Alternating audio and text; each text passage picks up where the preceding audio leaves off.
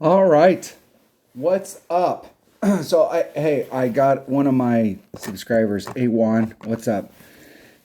Asked, Aloha 77. Thanks for the scouting report. Please explain in Reader's Digest version your calculator inputs formula. All right. Let's start at the beginning just so that I make sure we're all working on the same page. So I found my cheat sheet for my clubs and I was looking through all the clubs that I have written down on my cheat sheet, and what I don't have written down here. Hold on one second. 1.1, 1.6, 2.2. Just writing down my numbers that I want to play my Kingfisher. I don't have my numbers for my Cataclysm. So what I do, because I don't use one of the apps, and I use Golf Clash Notebook for most of the numbers, but I don't use their app. I have their app. I've had it since they first came out with it. And I know there's Golf Clash Caddy but if you don't want to use the app, if you want to learn how to do math in your head, you don't have to do the app. You can come up with these numbers based off of the clubs. And so this is how it works. You come in, you find your club that you're looking for. I'm looking for a Cataclysm. I don't know, to go back down to the bottom. And then we're going to go to the wind chart. Now I have a level 5 Cataclysm. And so in most cases, if I'm using my Cataclysm, for me, I don't use my Cataclysm unless it's on some big drive or some big shot, second shot, and I'm not going to be using anything less than a 3 power ball, because if I could use less than a 3 power ball, why didn't I bring a sniper? So I'm going to start with a 3 power ball. So my Cataclysm's minimum number is 1.7, or excuse me, maximum number. And its mid number is 1.9. And once again, I'm never going to use this 1.9, or I shouldn't, because if I'm starting to get into mid Cataclysm, why didn't I bring out a sniper? So the big number to remember is the 1.7, and the minimum is 2.2. But I like to write these all on my cheat sheet. So now I have some numbers. So let's take those numbers right there and 1.7. So let's say we were out on a hole, and and just for the sake of argument, we had a 2 mile an hour wind. Well, let's just pick. Let's here. I'll go back. Let's pick a 5 mile an hour. We got a 5 mile an hour wind, and we want to just do a straight up shot. So it would be. Hold on, I'm at max club, and we've got a 5 mile an hour wind. So it would be 5 divided by 1.7 if we were at max club. Let me pull out my trusty. Do I even have my trusty? I don't even have my trusty Dusty calculator with me. So what would that number be? I do have. Now I'm trying to figure out, do math in my head. What the hell's the deal? As I get older, I'm having a harder time doing even be 2.94 rings. So with this type of club, if I'm pulling 1.7, because I've been like, your Guardian is at the 1.7 range in its midlife for quite a while, and several other clubs are in this 1.7, and I always think of it as, if you've got a club at 1.7, especially on one-on-one, 3 rings is 5 miles per hour. So if you're dealing with bigger winds, a 15 mile an hour wind, it's going to be a 9 ring pull. So you can kind of get you there, especially when you're dealing with big winds. You may not be able to do the numbers, but straight up, I got a 5 mile an hour wind, 1.7. So that's 2.94. That equals 2.94. So I'm going to do, if it's 2.94, I'm going to do, starting here and going towards the center, pretty much a 3 ring pull. So let's say I've got the 5 mile an hour wind, and we've established that if I hit it straight up and make that pull, that 2.94 ring pull, that I underpulled. I need to add more wind on. So like when people say, well, hey, we're going to do a 10% adjustment on this hole. So that means that the wind isn't just 100% wind.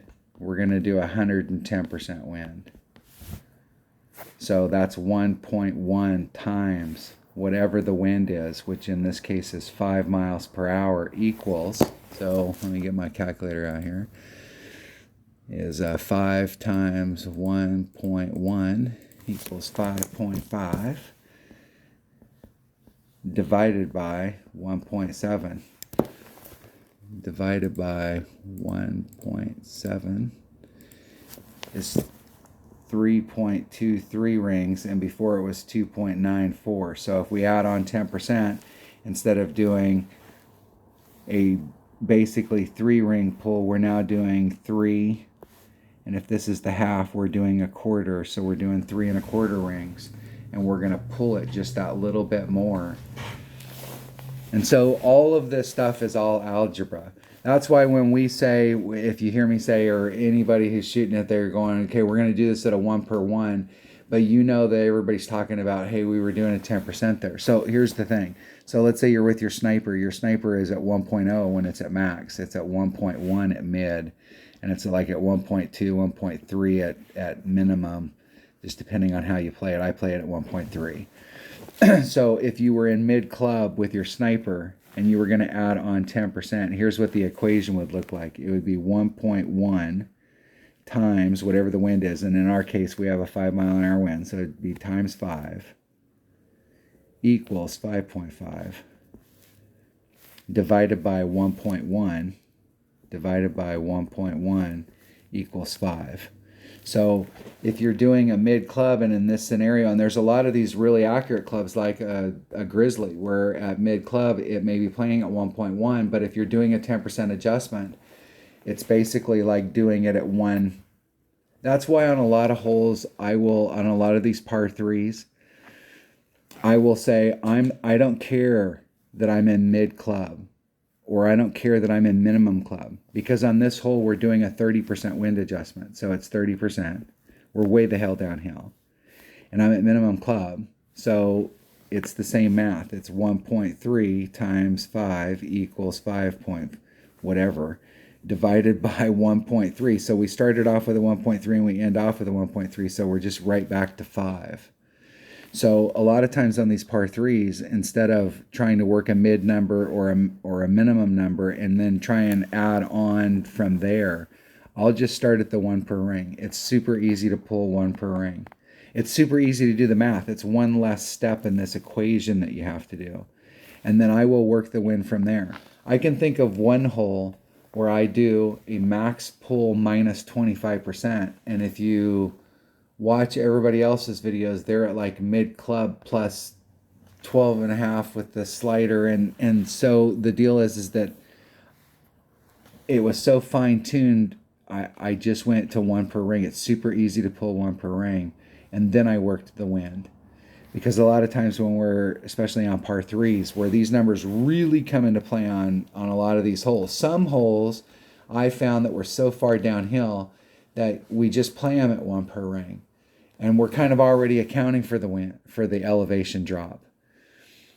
And then some of these holes, it is super important that you know where you're hitting the club.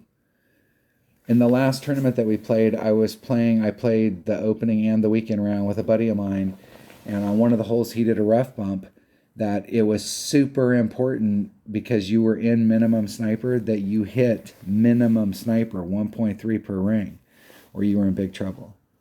Hopefully that answered the math. For anybody who's new out there, this is how you come in and you find your level of club. Now you can use the app to do this as well. You can get the app from, it's not very expensive. I think it's only like $5. And you can get your numbers from the app, and then you can write those numbers down. Like I have a cheat sheet in front of me.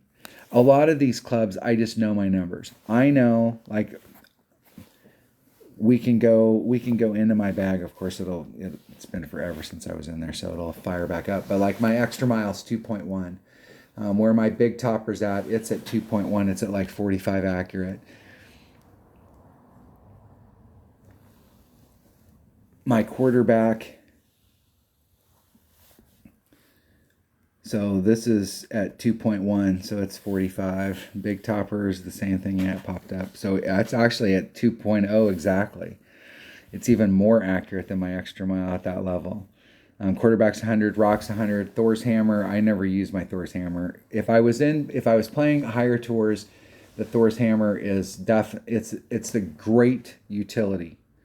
It's accurate. It's got lots of backspin. It doesn't have a lot of curl, but my Apocalypse is at 1.5 per ring. It's at 75 accurate.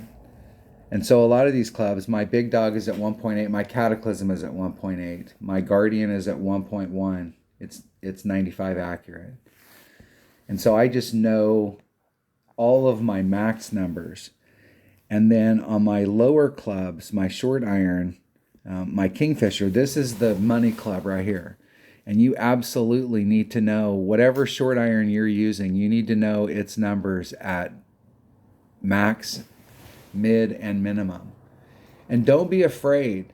Like if you pull up numbers, like I don't play my mid numbers on this club the same. I play it at 1.1, 1.6, 2.2. And I've played my Hornet at that when it was at 96 accurate for several years and killed it with that club. And then when I upgraded it to 100%, I switched to the Kingfisher because now I'm getting back into the, hey, I can make, like, you really want to get into your short iron range because you can kill it if you can get into short iron range. You really need to know the numbers on your short iron and on your long iron.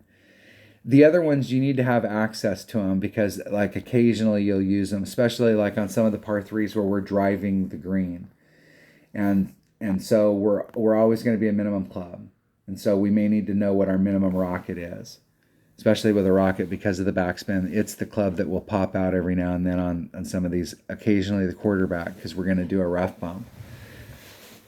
When we do those wood shots, some of your woods, like your Sniper or whatever's your primary wood that you use, having the numbers for it is important. And then once you know those numbers, then it's all a matter of going in and whenever you're doing a percentage, and here's one of the benefits of doing it by pen and paper is you can use your slider for it, but sometimes I'll find that I did a 10% adjustment and that didn't work. And I jumped to a 20% and that didn't work. And a 15 was still a little off. Like I was on this side with the 10 and now I'm over here with the 20 and I'm getting there with the 15 and I want to do a 12.5. And so I can do a 12.5, which is 1.125 times whatever the wind is. In our case, it was 5. So what math is that? So it's 1.125 times 5 equals 5.62 is what I'm going to count the wind. And in our case, I would divide by 1.7 equals 3.3. So you can adjust that out. So whatever this number is, think of it as it's 100% wind, and then we're going to add on to it. So we're going to add on 10. So now we got 110% wind. So 1.1 times the wind will give you 110% of the wind divided by whatever your club is. The accuracy of your club. So I know, like, I looked at like Golf Impact, and I didn't like the fact that you couldn't spin when you were, there's a certain angle that you can't spin when you're looking at your ball. But one of the things about that game is every ring, I think on every club, is 2 miles per hour per ring. So if you play Golf Clash where you're used to having to make micro adjustments on your rings, you could go to a game like that and have a lot of success because every ring's 2 miles per hour. It's super easy to remember. But in Golf Clash, that accuracy plays a big, big deal. All right. Hopefully that answered your question, Juan. I don't know if that was the Reader's Digest. That was the entire Reader's Digest. I like the word thing in the back where you can work on your vocabulary. That's the best part of the Reader's Digest. All right. Thank you, Juan, for asking the question, and everybody have a good night. Thanks for watching.